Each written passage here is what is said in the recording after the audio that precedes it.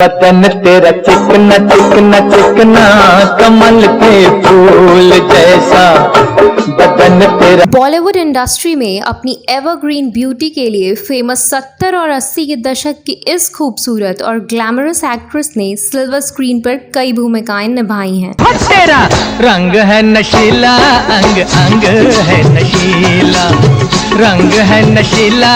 Screen पर उनकी acting जितनी सुलझी हुई लगती है, असल जिंदगी में उनका व्यक्तित्व उतना ही उलझा हुआ है।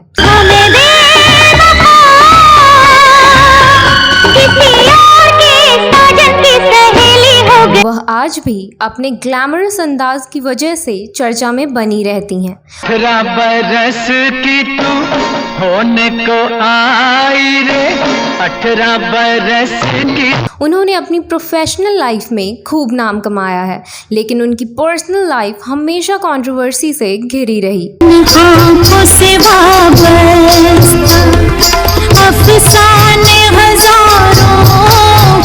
मैं बात कर रही हूँ सदाबहार अभिनेत्री रेखा की, जिनका नाम कई अभिनेताओं के साथ जुड़ चुका है।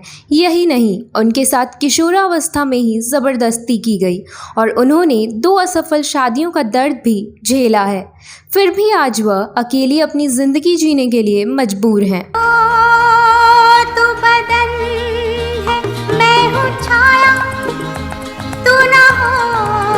इस वीडियो में मैं आपको रेखा की ज़िंदगी से जुड़े उन पुरुषों के बारे में बताने जा रही हूँ जिनके प्यार में एक ज़माने में रेखा पागल हुआ करती थी। आप बने रहिए हमारे साथ। नमस्कार दोस्तों, मैं आपकी दोस्त और होस्ट अनुशिका और आप देख रहे हैं फिल्मों, गीतों और फिल्मी हस्तियों के बारे में जानी अनजानी जानकारियां देने वाला चैनल क्लासिक एरा। दोस्तों, रेखा ने महज 16 साल की उम्र में फिल्मी दुनिया में कदम रख दिया था। उन्होंने अपने करियर की शुरुआत साल 1966 में रिलीज हुई तमिल फिल्म रंगूला रतलाम से की थी। फिल्म में वह बतौर चाइल्ड आर्टिस्ट नजर आई थी। इसके बाद उन्हें कन्नड़ फिल्म में बतौर लीड एक्ट्रेस पहचान बनाने का मौका मिला। इस फिल्म का नाम ऑपरेशन जैकपॉट नली CID 999 है, जिसमें उनके साथ उस जमाने के मशहूर अभिनेता राजकुमार नजर आए थे। इस फिल्म में रेखा के काम को काफी पसंद किया गया था, जिस वजह से उन्हें बॉलीवुड इंडस्ट्री में भी काफी कम समय में एंट्री मिल गई थी। Mind your language. You have no right whatsoever to abuse my father. उन्होंने बॉलीवुड में 1969 में फिल्म अनजाना सफर से कदम रखा था, लेकिन यह फिल्म उनके और अभिनेता विश्वजीत चैटर्जी के किसिंग सीन की वजह से कंट्रोवर्सी का शिकार हो गई, जिस वजह से यह फिल्म कोर्ट तक पहुंच गई थी। हैरानी की बात यह है कि इस फिल्म में होने वाले किसिंग सीन के बारे में रेखा को भी जानकारी नहीं दी गई थी। दोस्तों, इस फिल्म में एक रोमांटिक सीन की शूटिंग के दौरान जैसे ही डायरेक्टर ने एक्शन बोला था, तो एक्टर विश्वजीत ने रेखा को जबरदस्ती किस करना शुरू कर दिया था। इस दौरान रेखा ने विश्वजीत को हटाने की खूब कोशिश की थी, लेकिन वह नहीं रुके। ये सीन लगभग 5 मिनट तक चला था। इस दौरान वहां मौजूद सब लोग सीटियां बजा रहे थे, लेकिन रेखा की आंखें नम थीं। हालांकि इन विवादों की वजह से यह फिल्म सालों तक लटकी रही। इसके बाद उन्होंने 1970 में रिलीज हुई फिल्म सावन भादों के जरिए बॉलीवुड में डेब्यू किया। पहली ही फिल्म बॉक्स ऑफिस पर हिट साबित हुई, जिसके बाद वह रातों रात स्टार बन गई। कान में झुमका, चाल में ठुमका, कमर पे चोटी लटके, हो गया दिल का पुर्जा पुर्जा। लेकिन उन्हें असली पहचान मिली 1976 में रिलीज हुई फिल्म दो अनजाने से, जिसमें वो अमिताभ बच्चन के साथ नजर आई थी। कोई मेरे साथ चले ना चले, मुझे कोई साथ। इस फिल्म में रेखा की एक्टिंग से लेकर अमिताभ बच्चन संग उनकी केमिस्ट्री को फैंस ने खूब पसंद किया था। इसके बाद उन्होंने बॉलीवुड को कई सुपरहिट फिल्में दी, जिसमें खून भरी मांग, मुकद्दर का Sikandar, mister Natwarlal, Suhaag, Judaai, Kamasutra, tale of love, Umrao Jaan, Silsila, खिलाड़ियों का खिलाड़ी, बीवी हो तो ऐसी, राम बलराम समेत कई हिट फिल्में शामिल हैं।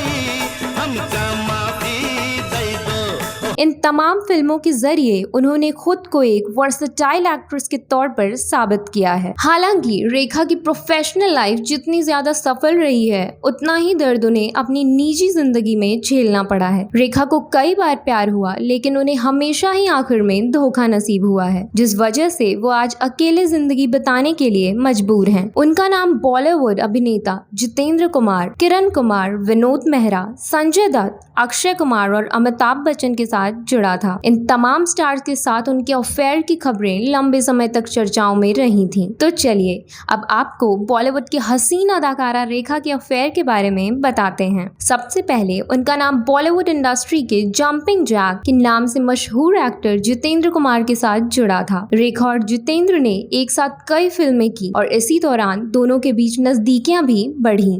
वक्त न खो जाए बस आज कहा जाता है कि रेखा जितेंद्र को लेकर काफी सीरियस थीं, लेकिन जितेंद्र पहले से ही शादीशुदा थे। उनकी शोभा कपूर संग शादी हो चुकी थी। इसी वजह से जैसे ही जितेंद्र और रेखा की डेटिंग की खबर बाहर आई तो हर किसी ने रेखा की आलोचना करना शुरू कर दिया था। उसके बाद उनका नाम बॉलीवुड के मशहूर खलनायक जीवन के बेटे किरण कुमार के साथ भी जुड़ा। हालांकि यह रिश्ता काफी कम समय के लिए रहा था। दोनों ने कुछ समय तक एक दूसरे को डेट किया था और फिर अचानक दोनों का ब्रेकअप हो गया। उसके बाद उनकी जिंदगी में आए विनोद मेहरा। दरअसल किरण कुमार और विनोद मेहरा काफी अच्छे दोस्त थे और किरण कुमार के जरिए ही रेखा विनोद मेहरा से मिली थी। रेखा और विनोद मेहरा का रिलेशनशिप इंडस्ट्री के सबसे चर्चित रिश्तों में से एक रहा था। दोनों के रिश्ते की शुरुआत दोस्ती से हुई थी, लेकिन उस समय के हॉट कपल कहे जाने वाले इन दोनों सेलेब्स ने ही अपने रिश्ते को दोस्ती से आगे बढ़ाने में देर नहीं की। दावा तो यह भी किया जाता है कि दोनों ने दुनिया की नजरों से छुपकर 7 फेरे भी ले लिए थे।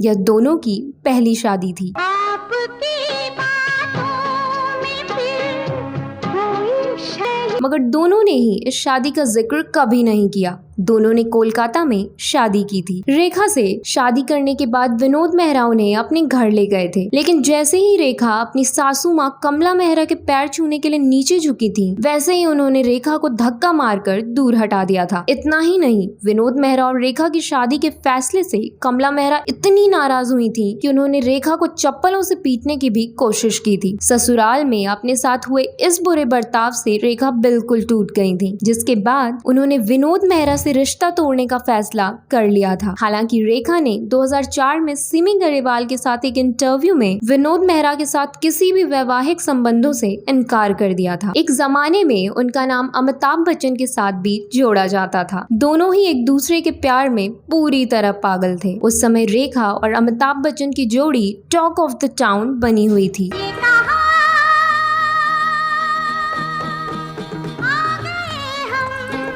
रेखा और अमिताभ बच्चन की पहली मुलाकात फिल्म दो अनजाने के सेट पर हुई थी। यहीं से दोनों की दोस्ती हुई और दोस्ती धीरे धीरे प्यार में बदल गई। दोनों ने कई फिल्मों में साथ काम किया, लेकिन गंगा की सौगंध में ये दोनों कलाकार बेहद करीब आ गए। दोनों की जोड़ी दर्शकों को खूब पसंद आई। इनकी अधिकतर फिल्में सुपरहिट हुई। गंगा की सौगंध, मुकद्दर का सिकंदर, खून पसीना जैसी फिल्मों की कामयाबी ने अमिताभ रेखा की जोड़ी का डंका बजा दिया। तू मेरा हो गया, मैं तेरी हो गई, तू मेरा हो गया। लेकिन दिलचस्प बात तो यह है कि जब रेखा और अमिताभ बच्चन एक दूसरे के करीब आने लगे थे, तब अमिताभ बच्चन पहले से ही शादीशुदा थे। उनकी शादी 1973 में जया भादुरी से हुई थी, जिस वजह से अमिताभ और रेखा की लव लाइफ कंट्रोवर्सी का शिकार हो गई थी। जब अमिताभ बच्चन की पत्नी जया बच्चन तक यह खबर पहुंची तो काफी हंगामा हुआ, जिसके बाद अमिताभ बच्चन ने रेखा से दूरियां बना ली और दोनों की यह लव स्टोरी अधूरी रह गई। कहा जाता है कि डायरेक्टर यश चोपड़ा की फिल्म सिलसिला रेखा, अमिताभ और जया बच्चन की जिंदगी से प्रेरित है। इस फिल्म में यश चोपड़ा ने दोनों की क्यूट लव स्टोरी को काफी खूबसूरती से दर्शकों के सामने पेश किया है। देखा एक ख्वाब तो ये सिलसिले हुए,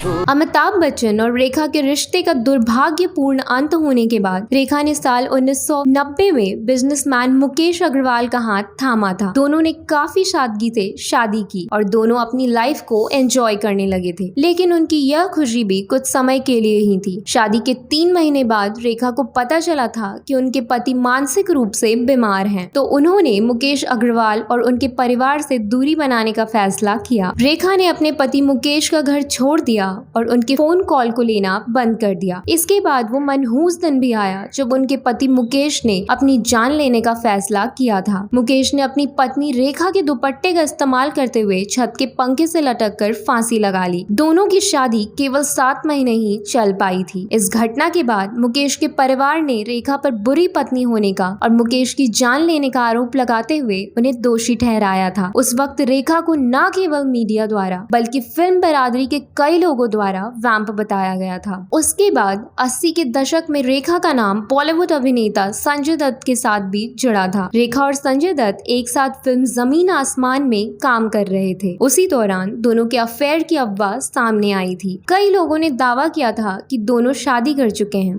हालांकि रेखा और संजय दत्त ने हमेशा ही अपने रिश्ते के अफवाह को झूठा करार दिया। उसके बाद उनका नाम बॉलीवुड इंडस्ट्री के कैसनोवा यानी अक्षय कुमार के साथ जुड़ा। रेखा के अक्षय कुमार के साथ रिलेशनशिप की खबरों ने तो हर किसी को हैरान कर दिया था। फिल्म खिलाड़ी का खिलाड़ी में अक्षय कुमार और रेखा एक साथ नजर आए थे और इसी फिल्म के दौरान ही दोनों के बीच नजदीकियां बढ़ी थीं। In the night, no control, क्या करूं?